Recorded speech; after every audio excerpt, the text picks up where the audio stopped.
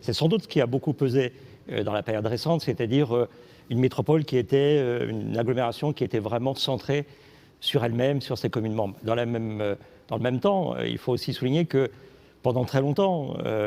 la relation entre la métropole et les territoires environnants était souvent marquée par le sceau de la méfiance, avec ce sentiment d'un certain nombre de territoires environnants que la métropole était toute puissante, l'agglomération à l'époque, et qu'elle voulait tout concentrer.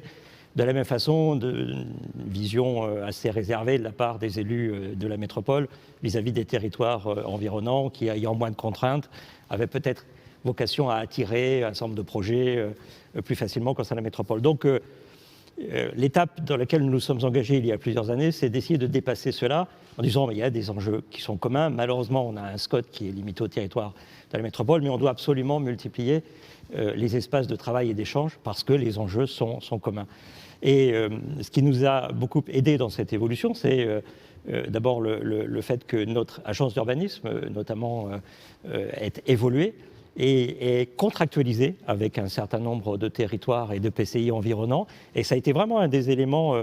déclencheurs dans cette prise de conscience qu'on avait des enjeux communs, qu'il fallait travailler ensemble. La participation à un certain nombre d'initiatives communes, le programme POPSU par exemple, qui permet sur la question de la santé de dialoguer sur des sujets qui ne sont pas des sujets